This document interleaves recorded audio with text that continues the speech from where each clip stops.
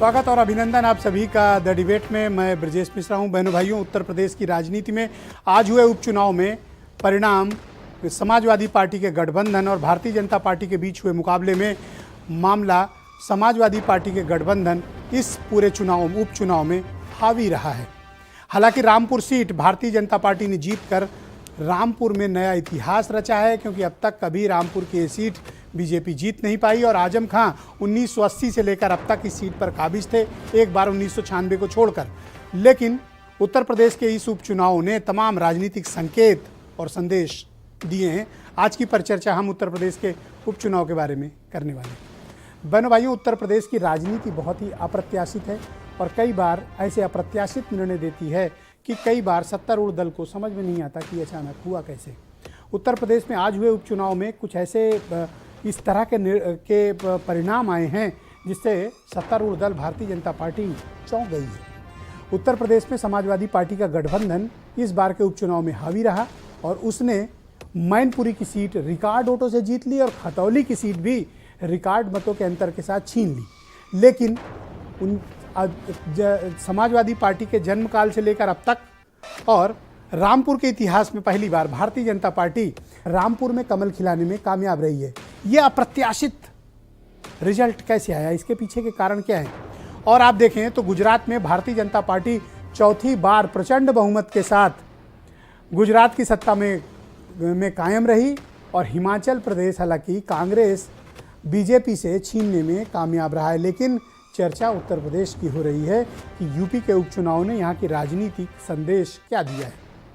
उत्तर प्रदेश में माना ही जा रहा था कि मैनपुरी में मुकाबला होगा, लेकिन मैनपुरी ने एक तरफा वोटिंग की है। आज ये बात स्पष्ट हो गई जब डिम्पल यादव 2,88,000 वोटों के ज़्यादा के अंतर से भारतीय जनता पार्टी के प्रत्याशी से जीतने में कामयाब रहीं। मैनपुरी बहुत ही प्रतिष्ठा वाली सीट थी और ये माना जा रहा था कि बीजेपी यहाँ डिम्पल यादव को घेरने में कोई भी कमी बाकी नहीं रखेगी। लेकिन इन सब सारे समीकरणों को धता बताते हुए मैनपुरी एकजुट खड़ा रहा यादव परिवार के साथ। लेकिन आज उससे भी बड़ी एक खबर आई जो इन सुर्खियों के बीच दब गई। क्या अखिलेश यादव और शिवपाल यादव एक हो गए? वो तो पहले भी हुए थे। नहीं, आज क्या हुआ? आज पीएसपीएल यानी शिवपाल यादव की पार्टी का ऑफिशियली समाजवादी पार्टी में विलय हो गया। शिवपाल यादव ने समाजवाद का झंडा स्वीकार लिया, अपनी गाड़ी में लगा लिया। शिवपाल अखिलेश अब एक ही पार्टी में हो गए, समाजवादी पार्टी। अब पीएसपीएल नाम की पार्टी खत्म कर दी गई, यानी शिवपाल अखिलेश एक हुए। मैनपुरी के इस परिणाम ने चाचा भतीजा को एक कर दिया। अब ये एक ही दल में है, समाजवादी पार्टी। तो उत्तर प्रदेश में एक तो उपचुनाव के परिणाम, दूसरा चाचा भतीजा का साथ आना, दूसरा रामपुर में बीजेपी का जीत जाना और इन दो सीटों पर समाजवादी पार्टी गठबंधन यानी राष्ट्रीय लोकदल खतौली और मैनपुरी समाजवादी पार्टी का जीतना क्या संकेत देगा, इस विषय पर आज हम परिचर्चा को आगे बढ़ाएंगे। पहले आप कुछ बयान सुन लें।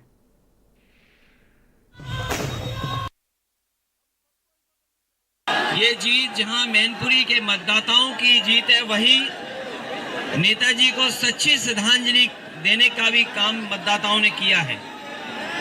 ये जीत नकारात्मक राजनीति करने वालों के सामने खिलाफ मतदाताओं ने मतदान किया है।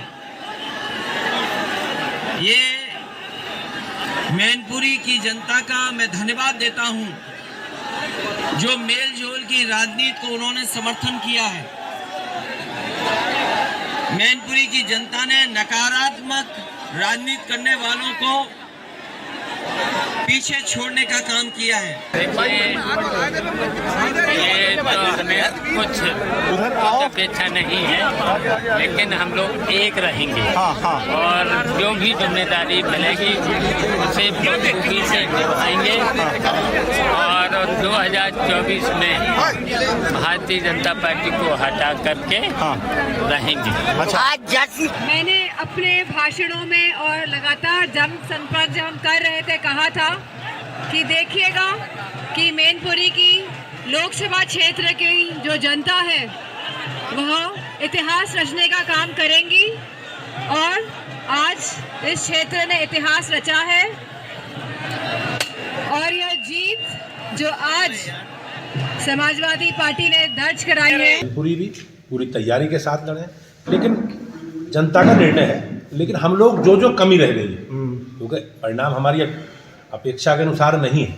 खतौली हमारी सिटिंग सीट थी, मैनपुरी भी हम लोग बहुत अपेक्षा के साथ चुनाव लड़ रहे थे, लेकिन जनता का निर्णय अंतिम है और हम लोग अपने कार्यकर्ताओं की सक्रियता मेहनत से आगे बढ़ेंगे। राजनीतिक दल के नाते अब बैठ के अपने कार्यकर्ताओं से, जनता से सब बात करेंगे। स्थानीय स्तर पर जो कमी हुई है उन कमी की समीक्षा करके आगे बढ़ेंगे। तो उत्तर प्रदेश के इस उपचुनाव के परिणाम क्या संकेत दे रहे हैं और राजनीतिक तौर पर संकेत क्या है और संदेश क्या है, और इस परिणामों से उत्तर प्रदेश में 2024 की राजनीति कितना प्रभावित होगी, इस बारे में आज हम परिचर्चा करेंगे। आलोक अवस्थी भारतीय जनता पार्टी के प्रवक्ता हैं।